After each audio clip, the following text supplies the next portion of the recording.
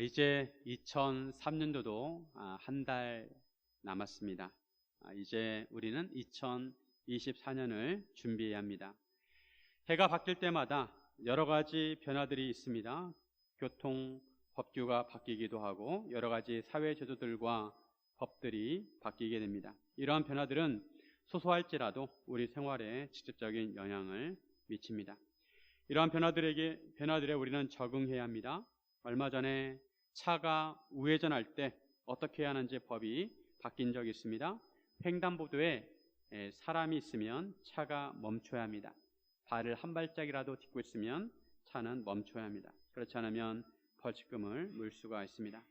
사람들은 이처럼 실제적인 변화에 민감합니다. 사람들은 또한 새로운 혜택과 보상에도 민감하게 반응합니다. 내년 1월부터 인천에도 기후 교통카드 제도가 적용이 됩니다. 한 달에 6만 5천 원만 내면 서울과 인천의 모든 대중교통을 무제한 이용할 수 있습니다. 마을버스를 비롯해서 일반 버스, 지하철을 마음껏 이용할 수가 있습니다. 예수님께서는 새 포도주는 새 부대에 담아야 한다고 하셨습니다. 마찬가지로 우리가 새로운 피조물이 되었으면 우리는 새로운 삶의 방식으로 살아야 합니다. 이민을 가게 되면 새로운 나라에서 새로운 문화 속에서 새로운 생활 방식을 따라 살아야 합니다. 요즘도 이민을 가지만 한때 아메리칸 드림을 이루기 위해서 미국이나 캐나다 또 남미에 많은 사람들이 이민을 가게 되었습니다. 다른 나라에 이민을 가게 되면 일단 그 나라 말을 사용해야 합니다. 그 나라의 법을 따라야 하고 그 나라의 문화를 익혀야 하고 또 그 나라의 음식을 먹어야 합니다. 우리가 예수님을 믿음으로 하나님 나라에서 살게 되었습니다. 우리는 이 세상에서 살아가지만 또한 하나님 나라의 시민으로 살아야 합니다. 우리 예수님을 믿음으로 하나님의 자녀가 되었고 하나님 나라의 시민이 되었습니다. 우리가 하나님 나라의 시민으로 살아갈 때 여러 문제들, 현실적인 문제들과 부딪히게 됩니다. 새로운 삶을 살아야 하기 때문에 삶의 모든 부분들을 하나님 중심, 말씀 중심으로 생각하고 새롭게 적용해야 합니다. 이제 우리가 하나님의 자녀로 또 예수님의 제자로 이 세상에 어떻게 살아가야 하는지 함께 나누기를 원합니다. 첫째, 하나님 나라의 시민 의식을 가져야 합니다. 우리는 하나님의 자녀이고 하나님 나라의 시민입니다. 하지만 우리의 몸은 여전히 이 세상에서 살고 있습니다. 우리가 예수님을 믿기로 하였다고 딴 세상에 사는 것이 아닙니다. 이 세상에 속한 나라에 살고 있습니다. 그러면 이 세상에 속한 나라와 어떤 관계를 맺고 살아야 하는지 생각해야 합니다. 성도는 이 세상 나라의 권세에 복종하라고 말씀합니다. 1절에 보시면 각 사람은 위에 있는 권세들에게 복종하라. 권세는 하나님으로부터 나지 않음이 없나니 모든 권세는 다 하나님께서 정하신 바라. 각 사람은 위에 있는 권세들에게 복종하라고 말씀합니다. 왜냐하면 권세는 하나님으로부터 나왔기 때문입니다. 모든 권세는 다 하나님께서 정하셨습니다. 비록 통치자가 하나님을 믿지 않는다 하더라도 그 통치자의 권세는 하나님께서 주신 것입니다. 그러므로 통치자의 권세에 복종하라고 말씀합니다. 만약 권세를 거스르는 자가 있으면 그는 하나님의 명을 거스른 것이기에 그럴 경우 심판을 받게 된다는 것입니다. 이렇게 말씀하고 있는 것은 보편적인 권세에 대해서 말씀하고 있습니다. 보편적으로 이 세상의 권세는 하나님께서 주셨고 하나님으로부터 나왔습니다. 그러기에 그리스도인은 기본적으로 권세에 복종해야 합니다. 하나님께서 통치자에게 권세를 주셨다는 것은 하나님께서 자연 질서를 만드신 것처럼 인간 세계에도 힘의 질서를 정하시고 그 힘의 질서에 따를 필요가 있다는 것입니다. 오늘 본문에서 이런 권세자들을, 세상 권세자들을 하나님의 사역자라고 말씀하고 있습니다. 4절 말씀해 보면 그는 하나님의 사역자가 되어 내게 선을 베푸는 자니라. 그러나 내가 악을 행하거든 두려워하라. 그가 공연히 칼을 가지지 아니하였으니 곧 하나님의 사역자가 되어 악을 행하는 자에게 진노하심을 따라 보응하는 자니라. 통치자도 하나님의 사역자입니다. 하나님께서 그를 사용하신다는 것입니다. 통치자의 역할은 선을 행한 사람에게 선을 베푸는 것입니다. 그리고 악을 행하는 자에게 하나님의 진노하심에 따라 보응하는 것입니다. 하나님께서는 바벨론의 느부갓네살 왕도 사용하셨고 바사 제국의 고레스 왕도 사용하셨습니다.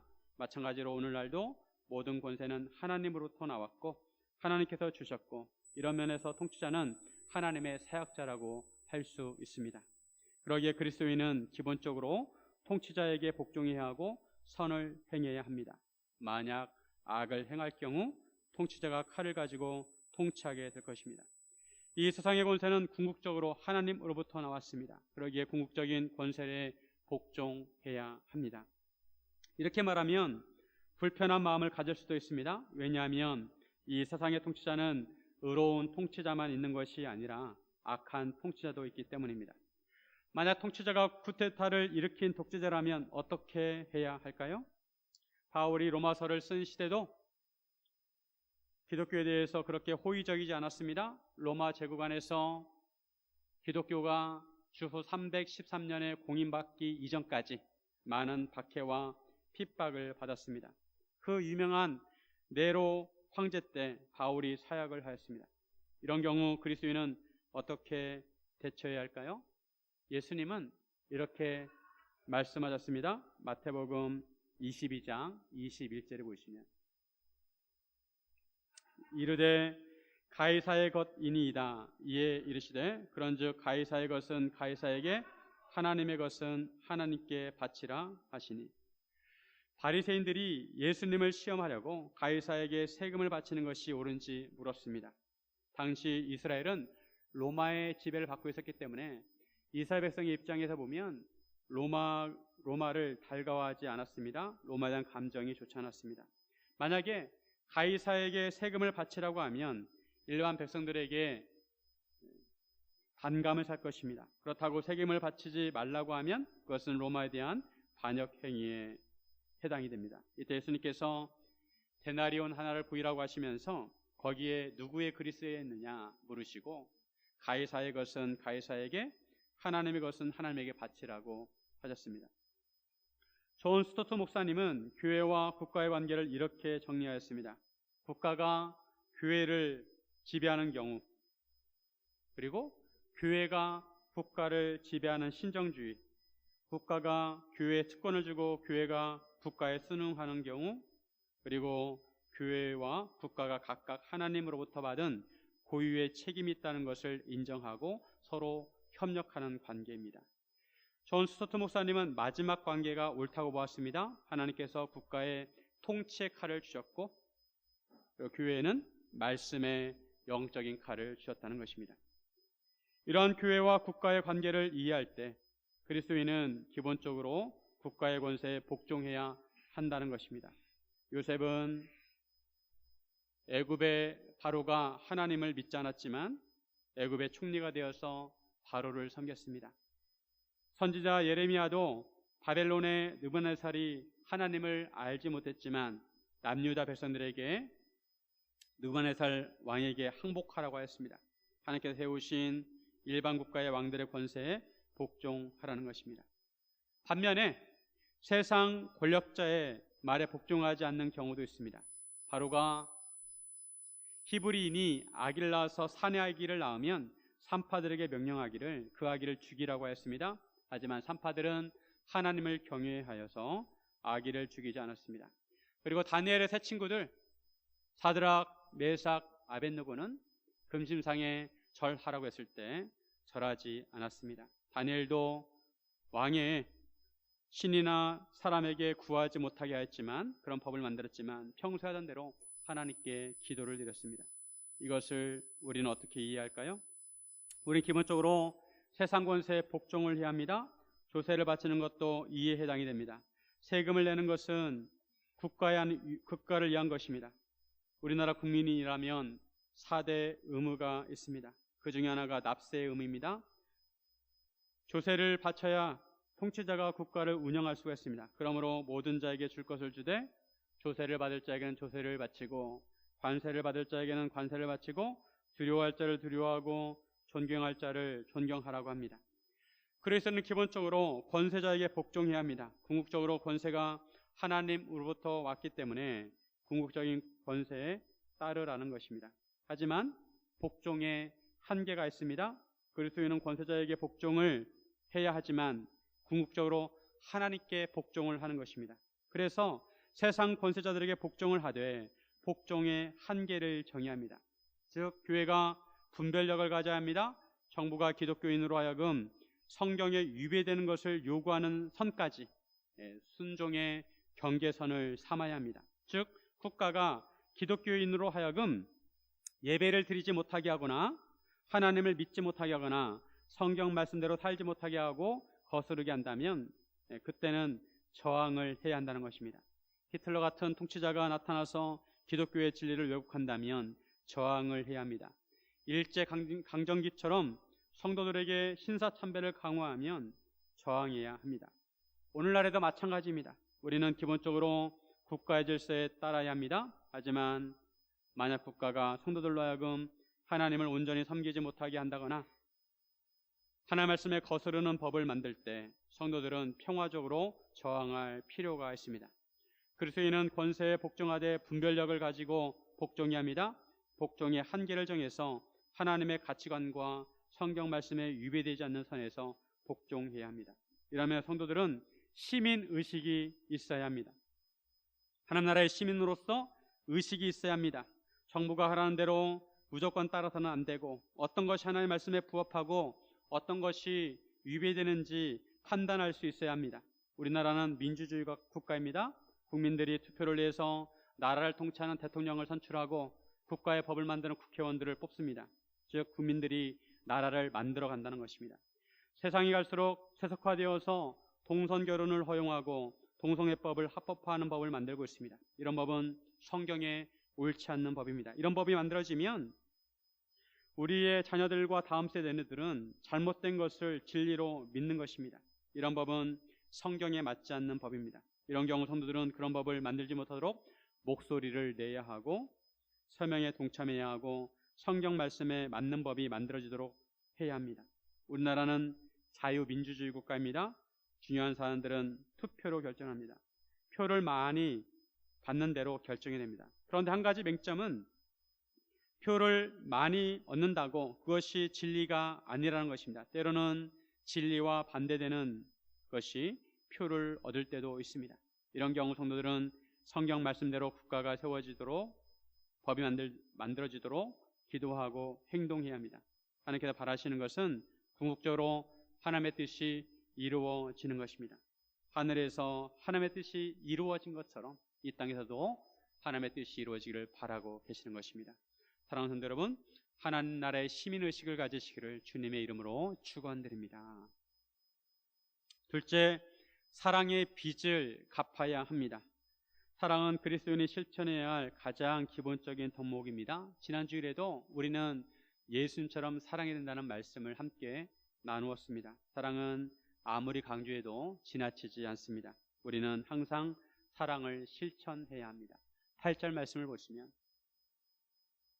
피차 사랑의 빚 외에는 아무에게든지 아무 빚도 지지 말라. 남을 사랑하는 자는 율법을 다 이루었느니라. 사랑의 빚 외에는 아무 빚도 지지 말라고 말씀합니다. 아무에게든지 아무 빚도 지지 말라는 말씀을 우리는 어떻게 이해할까요? 이 세상에서 살아가는데 빚을 지지 않고 살기가 거의 불가능합니다. 집을 장만하려면 대출을 받고 집을 사야 합니다. 대출을 받지 않고 집을 살 수 있는 사람은 일부분입니다. 집을 담보로 해서 대출을 받습니다.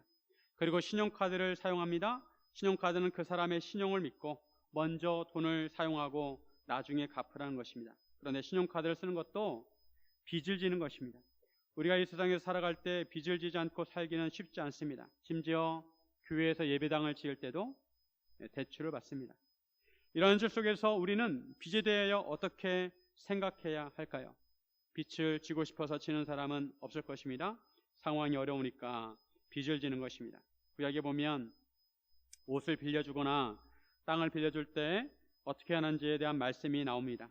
이것으로 보면 구약에서도 서로 빌려주고 빌리는 일이 있었다는 것입니다. 그리고 율법에는 그러한 상황을 감안해서 취해야 하는 행동에 대한 말씀이 있습니다. 즉 구약에서도 빚지는 것에 대해서 감안하고 있다는 것입니다. 빚을 지지 않고 사는 것이 최선입니다. 되도록 빚을 지지 말아야 합니다. 매달 날아오는 신용카드 대금과 대출금을 생각하면 마음이 무거워집니다. 우리는 되도록 빚을 지지 말아야 합니다. 만약 현실적으로 그것이 어렵다면 감당할 수 있는 수준에서 빚을 져야 합니다. 감당하지 못할 정도로 빚을 져서는 안 됩니다. 오늘 본문에서 강조하는 것은 경제적인 의미의 빚보다 사랑의 빚입니다. 8절 마지막에 보면 남을 사랑하는 자는 율법을 다 이루었느니라 라고 말씀합니다. 우리는 사랑의 빚을 갚아야 합니다. 사랑의 빚은 우리가 평생 갚아도 갚지 못할 빚입니다. 왜냐하면 우리는 어마어마한 하나님의 사랑을 입었기 때문입니다. 우리가 성도라면 이것을 항상 기억해야 합니다. 나는 하나님의 크신 사랑을 입은 자다. 나는 하나님께 사랑의 빚을 진 자다. 우리는 모두 다 하나님의 사랑을 받은 자들이고 하나님의 은혜를 입은 자들입니다. 그러므로 우리는 사랑의 빚을 갚아야 합니다. 9절에 보시면 간음하지 말라, 살인하지 말라, 도둑질하지 말라, 탐내지 말라 한 것과 그 외에 다른 계명이 있을지라도 내 이웃을 내 자신과 같이 사랑하라 하신 그 말씀 가운데 다 들었느니라. 십계명에 대해서 말씀하고 있습니다. 십계명은 크게 하나님에 대한 계명과 이웃에 대한 계명으로 되어 있습니다. 5계명부터 10계명까지는 이웃에 대한 계명입니다. 간음하지 말라, 살인하지 말라, 도둑질하지 말라, 탐내지 말라. 이외에도 내 부모를 공경하라, 거짓 증거하지 말라가 있습니다. 이러한 계명들은 이웃사랑에 대한 계명입니다. 즉 내 이웃을 내 몸같이 사랑하면 이 계명들을 다 지키는 것이라는 것입니다. 예수님께서 계명을 두 가지로 요약하셨습니다. 첫 번째, 가장 크고 첫 번째 되는 계명은 내 마음을 다하고 목숨을 다하고 뜻을 다해서 하나님을 사랑하는 것입니다. 그리고 둘째 되는 계명은 내 이웃을 내 몸같이 사랑하는 것입니다. 이에 대해 어떤 율법 교사가 잘난 체하려고 그러면 내 이웃이 누구입니까? 예수님께 물었습니다. 그러자 그때 예수님께서 사마리아인의 비유를 말씀하셨습니다. 어떤 사람이 예루살렘에서 여리고로 내려가다가 강도를 만났습니다. 예루살렘에서 여리고로 내려가려면 유대 광야를 지나가야 합니다. 그 길은 험해서 발을 헛디디면 계곡으로 굴러 떨어질 수가 있습니다. 매해마다 절기를 맞이해서 예루살렘 성전을 찾는 사람들은 그 길을 자주 이용을 하였습니다. 그런 길에 강도들이 몰래 숨어 있었습니다. 길이 상둥성이를 따라 굽이굽이 되어 있어서 굽어지는 길 끝에 무엇이 있는지 보이지 않습니다.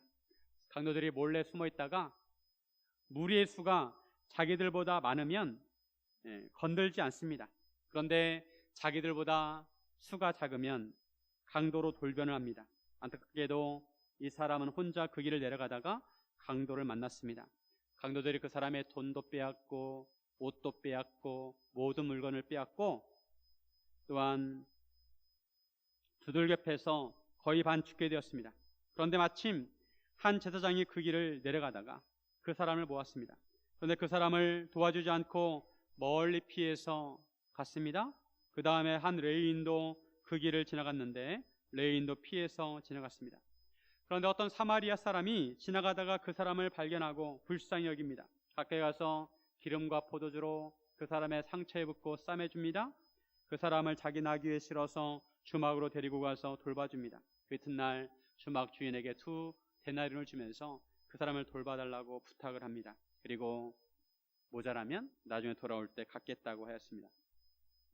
예수님께서 이렇게 말씀하시고 율법교사에게 물으십니다. 이 세 사람 중에 누가 강도 만난 사람의 이웃이겠느냐?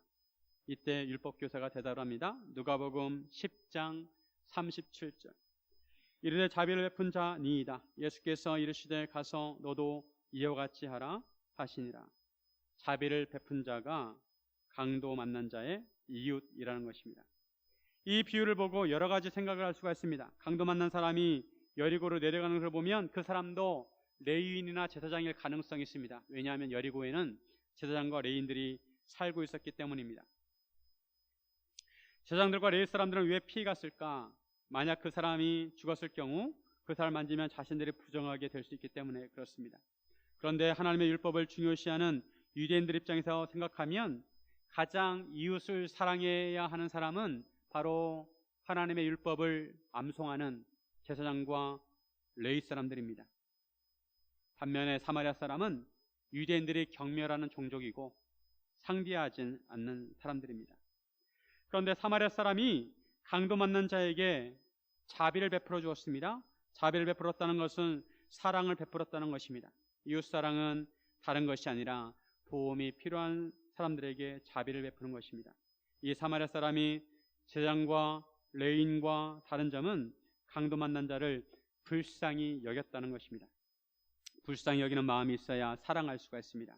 어려운 상황 가운데 있는 사람을 볼 때 긍휼히 여기는 마음이 있어야 합니다. 초대교회 때부터 교회는 어려운 사람들을 구제했습니다. 하나님께서도 구약에서부터 고아와 가부와 나그네를 돌보라고 하셨습니다. 이스라엘 백성은 애굽에서 나그네 신세였습니다. 그때 하나님께서 그들을 구원해 주셨습니다. 그런 이스라엘 백성은 당연히 나그네를 도와줘야 한다는 것입니다. 우리 교회가 하는 구제 사역으로는 독거노인들에게 한 달에 한 번씩 반찬을 만들어 드리는 것입니다. 그리고 매년 성탄절 때 과일을 주변 관공서와 이웃들에게 나누어 주는 것입니다. 예전에 그래도 관공서에서 이런 과일들을 갖다 주면 잘 받아주었는데 요즘은 교회에서 주는 것을 잘 받지 않으려고 합니다. 그래서 행정복지센터를 통해서 이웃들에게 전달을 합니다. 우리 주변에는 혼자 사시는 어르신들도 많이 계시고 청소년 가장들도 많이 있고, 그리고 부모는 있지만 부모가 병이 들어서 생계가 어려운 아이들도 있습니다. 우리가 사랑의 빚을 갚으려면 생명을 사랑할 줄 알아야 합니다. 사랑의 빚을 갚으려면 하나님에 대해서 은혜의식을 가져야 하고 사람에 대해서 긍휼히 여기는 마음이 있어야 합니다. 그래야 이웃사랑을 실천할 수가 있습니다. 우리가 하나님으로부터 사랑을 받았으면 그 사랑을 평생 갚아야 합니다. 또한 사랑은 이웃에게 악을 행하지 않는 것이라고 말씀합니다. 이웃에게 해코지를 하면 안 됩니다. 누군가 나에게 손해를 입혔을 때 그 사람을 미워하고 갚아주고 싶어 합니다. 하지만 주님께서는 그렇더라도 악을 행하지 말라고 하십니다. 악을 행하지 않는 것도 이웃사랑입니다. 내가 피해를 보았는데도 악을 행하지 않는 것은 사실 어렵습니다. 그렇기에 사랑을 율법의 마침, 율법의 완성이라고 합니다. 우리 마음이 복수심으로 가득 차 있다면 우리는 아직도 이웃을 사랑하는 그런 마음이 준비가 안 된 것입니다. 그럼에도 불구하고 이웃을 사랑할 때 사랑의 빚을 갚을 수가 있습니다. 사랑하는 여러분, 사랑의 빚을 갚으시기를 주님의 이름으로 축원드립니다. 셋째, 예수 그리스도로 옷 입어야 합니다. 옷은 그 사람의 신분을 말해줍니다. 학생은 교복을 입고, 군인은 군복을 입고, 경찰은 경찰복을 입고, 의사는 가운을 입습니다. 우리는 성도에게 그리스도로 옷 입어야 합니다. 우리 시간 안에 살고 있습니다. 그래서 항상 시간을 의식해야 합니다. 한 해 한 해 지나갈 때마다 우리는 나이를 먹습니다. 우리는 세월을 아껴야 합니다. 그리고 우리가 맞이할 시간을 생각해야 합니다. 11절과 12절에 보시면, 또한 너희가 이 시기를 알거니와 자다가 깰 때가 벌써 되었으니 이는 이제 우리의 구원이 처음 믿을 때보다 가까웠음이라. 밤이 깊고 낮이 가까웠으니 그러므로 우리가 어둠의 일을 벗고 빛의 갑옷을 입자. 제가 20대 때는 군대를 갔다 오니까 20대가 지나가더라고요. 박사장교로 39개월을 복무하니까 시간이 너무 아까웠습니다. 30대 때는 20대 시간이 너무 아깝다고 생각하는 찰나에 지나갔습니다. 40대 때는 주어진 사역을 하루하루 하다 보니까 금방 지나갔습니다. 그리고 이제 50대를 지나고 있습니다. 지나온 세월들을 생각하면 어영부영 하다 보면 시간이 금방 지나간다는 것입니다. 하나님께서 우리 각자에게 허락하신 시간들이 있습니다. 그 시간들이 얼마인지는 알지 못합니다. 하지만 우리는 우리에게 주어진 시간들을 허비하면 안 되고 세월을 아껴야 합니다. 그리고 예수님께서 다시 오신다고 하셨는데 우리는 예수님께서 다시 오실 날을 기다리며 살아야 합니다. 그날은 우리 인생과 믿음을 결산한 날입니다. 오늘 본문에서 예수님이 오시기 전을 밤에 비유하고 있습니다. 그리고 예수님께서 다시 오신 이유를 낮에 비유하고 있습니다. 우리는 지금 아침을 기다리는 밤중에 살고 있습니다. 아침이 점점 밝아옵니다. 아침이면 자다가 깨어야 합니다. 잠에서 깰 때가 점점 다가오고 있습니다. 우리는 아침이 다가오는 것을 기다리며 준비합니다. 그날이 언제 올지 모릅니다. 바로 올 수도 있고 좀 더 기다려야 할 수도 있습니다. 하지만 그때는 반드시 옵니다. 그날 대비해서 빛의 갑옷을 입으라고 말씀합니다. 빛의 갑옷을 입어야 합니다. 예수님께서는 우리를 세상의 소금이요 빛이라고 하셨습니다. 우리는 세상의 빛입니다. 지구에 살고 있는 인간에게 햇빛은 거의 절대적입니다. 햇빛은 어둠을 밝혀주고 온도를 올려주고 에너지를 제공합니다. 빨래를 말리기도 하고 소독을 하기도 합니다. 식물의 광합성을 일으켜서 자라게 하고 또 인간도 비타민 D가 만들어지려면 햇빛을 받아야 합니다. 요즘은 전기가 발달해서 밤에도 화려한 불빛들이 찬란합니다. 이제 크리스마스가 다가오고 있는데 백화점들은 크리스마스가 되면 누가 크리스마스 장식을 멋있게 하나 서로 경쟁을 합니다. 어떤 백화점은 2월부터 10개월 동안 준비를 한다고 합니다. 그 모든 것이 전기로 불을 밝힐 수 있게 가능합니다. 우리가 살고 있는 이 시대는 전기가 없는 세상을 상상할 수가 없습니다. 모든 것이 전기로 다 움직입니다. 전기가 없으면 방 안의 등을 밝힐 수도 없고 밥을 할 수도 없고 냉장고를 틀 수도 없고 엘리베이터를 탈 수도 없습니다. 온풍기를 틀 수도 없습니다. 그런데 옛날에는 이런 전기가 없었습니다. 주후 1831년에 영국의 마이클 패러데이가 처음으로 전기를 발견했습니다. 그 후 200년 동안 200년이 지났는데 200년 동안 전기를 통해서 인류는 많은 문명을 발달시켰습니다. 전기 없던 시대에는 햇빛이 너무 소중했습니다. 그래서 농사를 짓는 사람은 아침에 해가 뜨기를 기다렸습니다. 그리고 해가 질 때까지 부지런히 일을 했습니다. 밤에는 캄캄해서 어둠이 임하면 아무것도 할 수가 없었습니다. 그래서 아침 해가 뜨기를 기다리는 마음이 간절했습니다. 오늘날 우리가 아침을 기다리는 수준과 다릅니다. 전기가 없던 시대에는 아침이 오기를 간절히 기다렸습니다. 모든 채비를 다 하고 있다가 아침이 밝으면 곧바로 나가서 일을 해야 했습니다. 왜냐하면 햇빛이 있어야 분별할 수 있고 활동을 할 수 있기 때문에 그렇습니다. 우리에게 빛의 갑옷을 입으라는 것을 이러한 간절한 마음으로 아침을 기다리는 것입니다. 아침을 기다리면서 어둠의 일을 벗어버리고 빛의 갑옷을 입어야 합니다. 아침이 오면 어둠의 일은 어울리지 않습니다. 모든 것이 다 드러나게 되었습니다. 우리가 이전에는 본질상 진노의 자녀였습니다. 하지만 이제 우리는 하나님의 자녀가 되었습니다. 하나님 나라의 시민이 되었습니다. 그러기에 이전처럼 세상 풍조를 따라서는 안 되고 하나님 자녀에 어울리는 삶을 살아야 합니다. 낮에와 같이 단정히 행위합니다. 이전의 삶의 습관들을 벗어버려야 합니다. 이제는 방탕해서는 안 됩니다. 방탕이라는 것은 자기 마음대로 자기 탐욕대로 사는 것을 말합니다. 육신의 정욕을 따라 사는 것입니다. 술 취하지 말아야 합니다. 서양 사람들은 연말 연시가 되면 술을 부어라 마셔라 합니다. 술에 취하는 것은 방탕한 것이라고 성경에서 말씀하고 있습니다. 우리는 술에 취해서는 안 되고 성령으로 충만해야 합니다. 음란하거나 호색하지 말아야 합니다. 세상 문화들은 예나 지금이나 인간의 정욕을 자극해서 음란하고 호색하게 합니다. 이런 세상 문화들을 멀리합니다. 그리고 다투거나 시기해서는 안 됩니다. 우리는 빛의 자녀로 살아야 합니다. 우리가 어떻게 해야 빛의 갑옷을 입을 수 있을까요? 그것은 우리가 예수 그리스도로 옷 입으면 됩니다. 우리가 예수를 믿으면 예수님과 하나가 되는 것입니다. 예수님과 함께 죽고 예수님과 함께 살게 되었습니다. 육신의 정욕을 따라 살아서는 안 되고 영을 따라 생각하고 영을 따라 살아야 합니다. 우리가 어떻게 해야 우리 안에 있는 죄된 생각과 정욕을 몰아낼 수 있을까요? 우리 안에 성령으로 충만케 하면 됩니다. 우리가 성령 충만하면 됩니다. 성령 충만하면 다른 것이 들어올 틈이 없습니다. 우리가 예수를 믿으면 이미 성령님은 우리 안에 계십니다. 우리가 의식하지 못할 뿐입니다. 성령님은 우리 마음을 비우기를 기다리고 계십니다.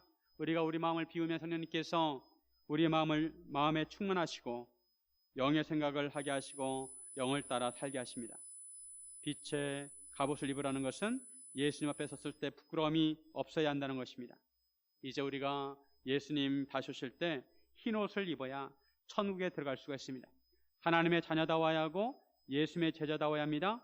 우리가 무슨 옷을 입느냐에 따라서 행동이 달라집니다. 희한하게 멀쩡한 사람도 예비군 군복만 입혀놓으면 삐딱해집니다. 모자를 비스듬하게 쓰고 걸음걸이도 삐딱합니다. 신발 끈도 묶지 않습니다.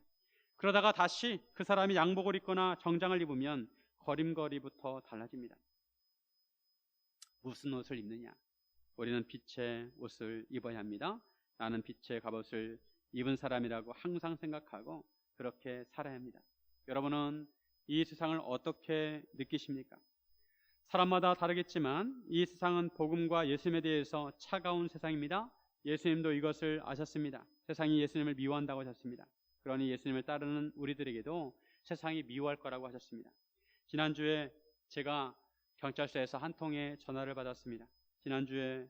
지난번에 가정지구에 있는 행복주택에 입주 전도를 하면서 입주 선물을 각 집마다 문고리에 걸어두었습니다.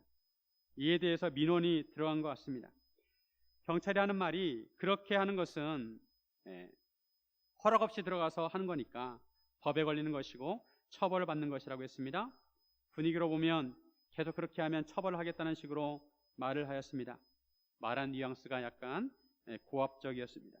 법을 떠나서 세상이 참 차갑다고 느껴졌습니다. 이 세상은 점점 어두워가고 차가워지고 있습니다.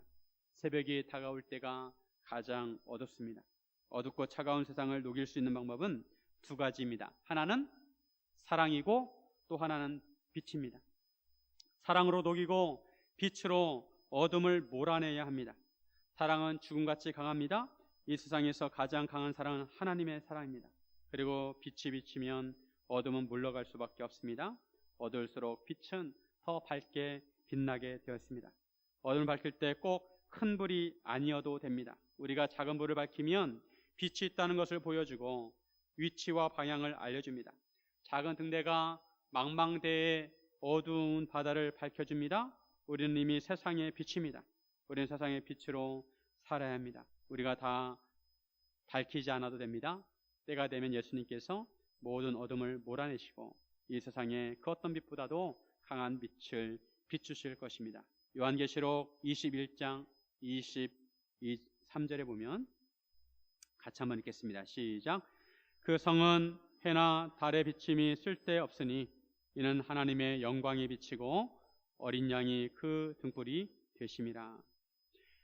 이제 마지막 때가 되면 새 예루살렘 성이 내려오는데 새 예루살렘 성에는 해와 달이 쓸모가 없습니다. 밤도 없습니다. 하나님의 영광이 밝게 비칩니다. 우리는 그날 오기까지 세상의 빛이 되어야 합니다.